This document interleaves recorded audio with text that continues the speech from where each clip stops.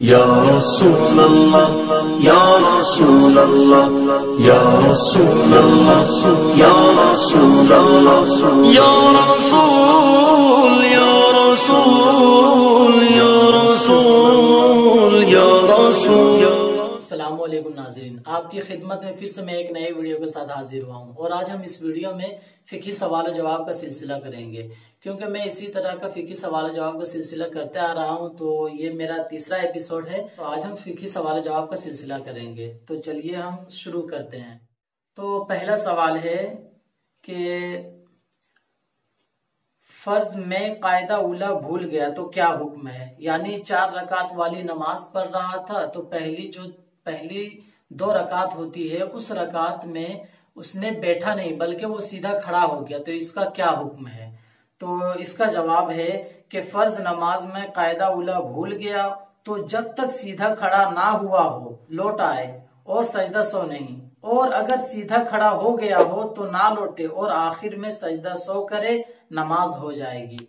यानी अगर कोई शख्स पहली 2 रकातों में, चूंकि 4 रकात वाली नमाज में पहली 2 रकातों में बैठना होता है, इसे कहते हैं कायदा उला, तो इसने बैठा नहीं बल्कि सीधा खड़ा हो गया। तो अगर सीधा खड़ा ना हुआ हो तो लौट आए, और अगर सीधा खड़ा हो गया हो तो खड़ा ही रहे और आखिर में सजदा सो कर ले।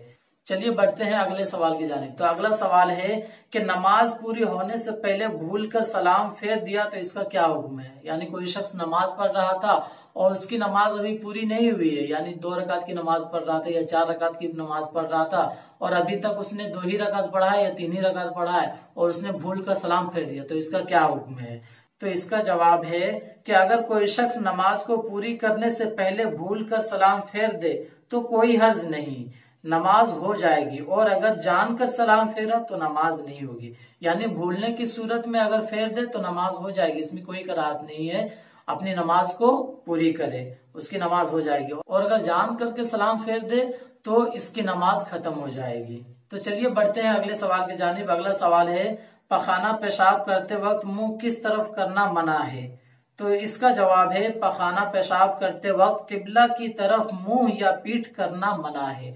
तो मेरे प्यारे दोस्तों, इससे हमें मालूम होता है कि जब भी हम पेशाब या पैखाना करें तो इसका खास ख्याल रखें कि हमारा पीठ या मुंह जो है वो किबले के जानिब ना हो बल्कि किबले के अगल बगल हो। तो चलिए बढ़ते हैं अगले सवाल की जानिब। अगला सवाल है, अगर दुआए कुनूत पढ़ना भूल जाए और रुकू में याद आए तो क्या करे।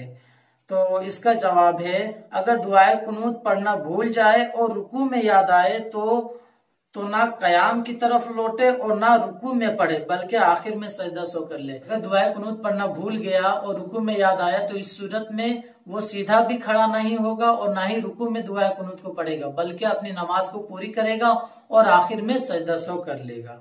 तो चलिए बढ़ते हैं अगला सवाल की जानिब। अगला सवाल है कि एक नमाज में कई वाजिब छूट गए तो क्या हुक्म है। तो इसका जवाब है कि इस सूरत में भी 100 के वही 2 सजदे काफी हैं। या आपके नमाज में 2 या 2 से ज्यादा वाजिबात छूट जाएं फिर भी आप आखिर में एक ही मर्तबा सजदा सो करेंगे तो ये तमाम वाजिबात के लिए काफी होंगे। तो चलिए बढ़ते हैं अगले सवाल की जानिब। अगला सवाल है, रुकू सजदा या कायदा में भूल कर कुरान पढ़ना शुरू कर दिया तो क्या हुक्म है। तो इसका जवाब है कि इस सूरत में भी सजदा सो वाजिब है। यानी अगर कोई शख्स रुकू या सजदा में भूल करके सूरत पढ़ना शुरू कर दिया, फिर उसको याद आया कि मैं हालत रुकू में हूँ या हालत कायदा में हूँ, तो इस सूरत में भी वो सजदा सो करेगा, तो सजदा सो कर लेगा तो उसकी नमाज पूरी हो जाएगी। तो मेरे प्यारे दोस्तों, आपको ये वीडियो कैसी लगी। अगर अच्छी लगी हो तो लाइक करें और दोस्तों के साथ शेयर करें ताकि उनको भी ये सारे दीन के मसाइल मालूम हो जाए और आप हमारा साथ दें। और अगर आप मेरे चैनल में नए आए तो सब्सक्राइब कर लें ताकि इसी तरह के मालूमात आपको मिलती रहे। तो आज के लिए इतना ही। अल्लाह हाफिज।